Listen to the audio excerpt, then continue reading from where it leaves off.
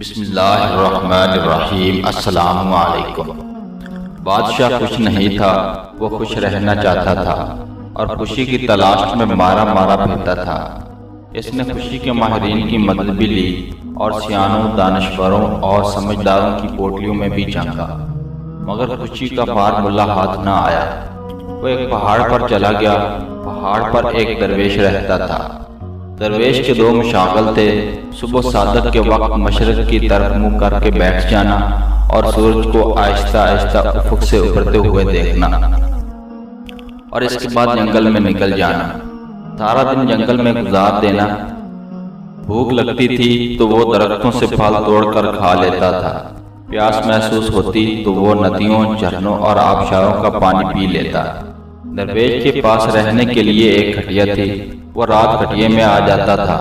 درویش کے پاس سردیوں کے لیے 2 کمبل تھے، گرمیوں کے لیے کھلا آسمان اور ٹھنڈی زمین تھی، اور کپڑے لینے کی ضرورت زائرین پوری کر دیتے تھے۔ درویش کے پاس اس کے علاوہ کچھ نہیں تھا، لیکن وہ اس کے باوجود خوش تھا۔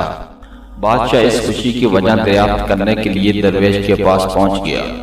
درویش نے سنا تو کہکا لگایا، لکڑی کی کھڑوائیں پہنی اور بادشاہ سے کہا، بادشاہ سلامت، میں اس کا جواب آپ کے دربار میں جا کر دوں گا۔ بادشاہ نے درویش کو گھوڑے پر بٹھایا اور دارالخلافہ آ گیا۔ درویش نے درخواست کی، آپ اب کسی ضرورت مند کو بلائیے۔ بادشاہ نے عرضیوں کی ٹوکری سے ایک خط نکالا اور وہ خط وزیر کے حوالے کیا اور ضرورت مند کو طلب کرنے کا حکم دے دیا۔ ضرورت مند کو دربار میں حاضر کر دیا گیا۔ درویش نے بادشاہ کے کان میں سرگوشی کی، آپ حکم جاری کریں۔ اے ضرورت مند، تم جاؤ میری سلطنت میں دوڑو، تم سورج غروب ہونے تک زمین پر جتنا بڑا دائرہ بنا لوگے وہ زمین تمہاری ہو جائے گی۔ بادشاہ نے ضرورت مند کو حکم دے دیا۔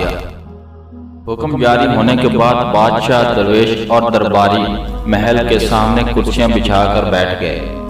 ضرورت مند کو لکیر کھینچ کر ایک مقام پر کھڑا کر دیا گیا۔ بادشاہ کا رومال ہلا اور ضرورت مند نے دوڑنا شروع کر دیا۔ ضرورت مند نے دوڑ کے آغاز میں وقت کو 2 حصوں میں تقسیم کر دیا، صبح سے ظہر تک آگے جانا اور ظہر سے مغرب تک واپسی کا سفر۔ ضرورت مند کا خیال تھا یوں وہ زمین کا بہت بڑا ٹکڑا ہتھیا لے گا۔ ضرورت مند سر پٹ بھاگتا رہا۔ ظہر کے وقت اس نے 400 ایکڑ زمین گھیر لی۔ فارمولے کے مطابق ضرورت مند کو اب واپسی کا سفر شروع کرنا تھا، لیکن وہ لالچ کا شکار ہو گیا۔ اس نے سوچا، میں اگر اپنی سپیڈ بڑھا لوں تو میں عصر تک 100 ایکڑ زمین مزید گھیر لوں گا، اور میں اگر اسی سپیڈ سے واپسی کے لیے دوڑوں تو میں مغرب تک واپس پہنچ جاؤں گا۔ میں آپ کو یہاں انسان کی فطرت کی ایک کمزوری بتاتا چلوں۔ انسان لالچی ہے اور لالچ میں 2 درجن خامیاں ہیں، لیکن اس کی سب سے بڑی خامی کا تعلق انسانی ذہن کے ساتھ ہے۔ اللہ تعالیٰ نے انسان کو تخمینہ لگانے، کیلکولیشن کرنے کی صلاحیت سے نواز رکھا ہے۔ ہم سب جب بھی کوئی چیز دیکھتے ہیں، ہمارا دماغ فوراً اس کے عرض بال، موٹائی، وزن اور قیمت کا اندازہ لگاتا ہے، اور ہم اس کیلکولیشن کی بنیاد پر اگلے فیصلے کرتے ہیں۔ مگر ہم جب لالچ میں آتے ہیں تو ہمارا دماغ ایک عجیب کیمیکل پیدا کرتا ہے۔ یہ کیمیکل ہماری کیلکولیشن کی صلاحیت کو تباہ کر دیتا ہے، اور یوں ہم غلط فیصلے کرنے لگتے ہیں۔ آپ فراڈیوں کے ہاتھوں عمر بھر کی کمائی لٹانے والے لوگوں کی کہانیاں سنیں۔ آپ کہانیاں سننے کے فوراً بعد کہیں گے، تم پڑھے لکھے سمجھدار انسان ہو، تم یہ اندازہ نہیں لگا سکے، لوہا کبھی سونا نہیں بن سکتا، یا جو شخص ٹیکسی پر تمہارے پاس آیا تھا وہ تمہیں 5 کروڑ کی زمین 2.5 کروڑ میں کیسے دے سکتا ہے، یا جو دکان مارکیٹ میں کروڑ روپے کی ہے وہ 10 لاکھ روپے میں کیسے مل سکتی ہے، اور مٹھائی سے شوگر کا علاج کیسے ہو سکتا ہے، اور اتنی خوبصورت لڑکی امریکہ سے پاکستان آ کر تم جیسے میٹرک پھر لڑکے سے کیوں شادی کرے گی، وغیرہ وغیرہ۔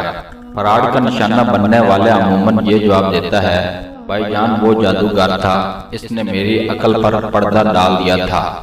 فراڈ یا جادوگر نہیں تھا، جادوگر لالچ تھا، اور لالچ سے پیدا ہونے والا وہ کیمیکل تھا جو انسان کی عقل سلیب کر لیتا ہے اور یوں اچھا بھلا سمجھدار شخص ماموں بن جاتا ہے۔ میں واپس زمین گرنے والے شخص کی طرف آتا ہوں۔ لالچ نے اس کی عقل بھی سلیب کر لی، اس کی کیلکولیشن بھی غلط ہو گئی۔ وہ مزید زمین کے لالچ میں اثر تک بھاگتا رہا۔ سورج نے جب تیزی سے واپسی کا سفر شروع کیا تو اس شخص کو اپنی غلطی کا احساس ہوا۔ وہ پلٹا اور واپسی کے لیے دوڑ لگا دی، لیکن دیر ہو چکی تھی۔ وہ اب مغرب سے قبل واپس نہیں پہنچ سکتا تھا۔ اس کے پاس اس وقت دو آپشن تھے۔ وہ اپنی ہار مان لیتا، دوڑنا بند کر دیتا اور چپ چاپ گھر واپس چلا جاتا، یا پھر جیتنے کے لیے سر توڑ کوشش کرتا۔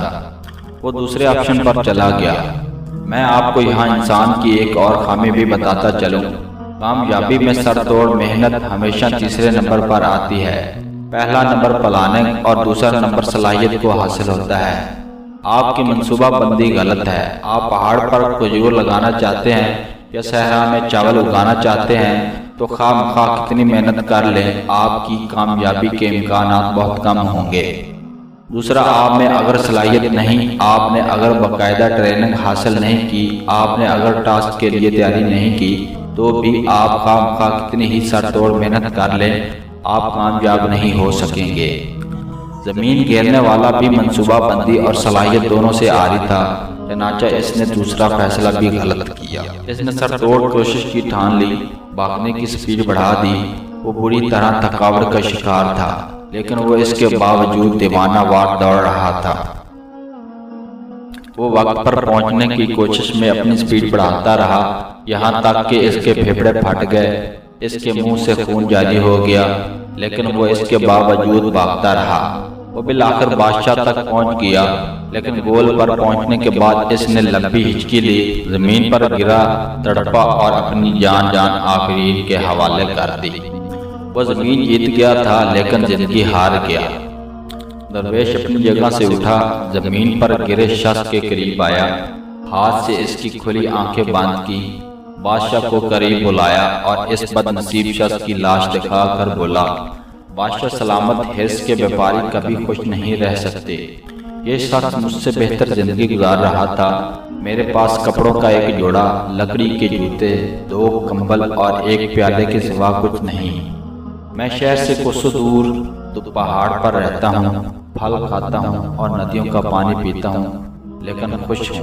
کیوں؟ کیونکہ میں لالچ نہیں کرتا۔ جبکہ آپ میرے مقابلے میں اس شخص کے اثاثے دیکھیے، یہ شخص مجھ سے 1000 درجے بہتر ہوگا۔ اس کے پاس مکان بھی ہوگا، بیوی بچے بھی، کپڑے بھی، سواری بھی، دال اناج بھی اور زمین جائیداد بھی، لیکن یہ اس کے باوجود زمین پر گر کر مر گیا۔ کیوں؟ کیونکہ یہ اپنے اندر کی لالچی انسان کو قابو میں نہ رکھ سکا۔ یہ دیوانہ وار خواہشوں کے پیچھے بھاگتا رہا۔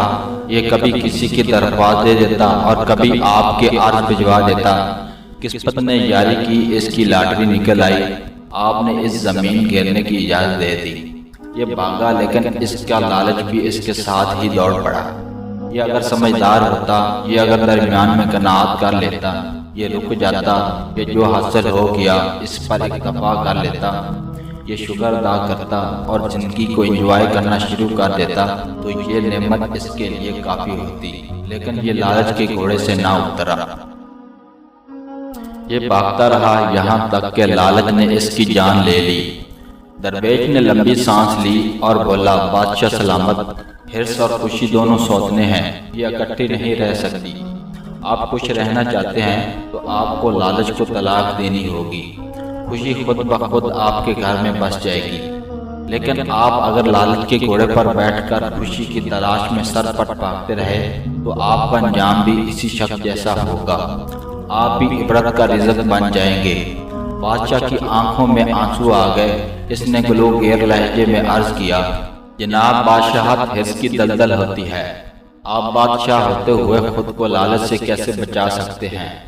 درویش نے کہکا لگایا اور فرمایا، اختیار میں اضافہ بادشاہوں کی حرص ہوتی ہے، اور جو بادشاہ زیادہ سے زیادہ اختیارات حاصل کرنے کی کوشش کرتا ہے، اس میں اور زمین میں پڑے ہوئے اس شخص میں کوئی فرق نہیں ہوتا۔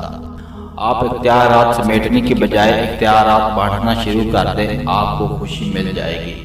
Thanks for watching this video.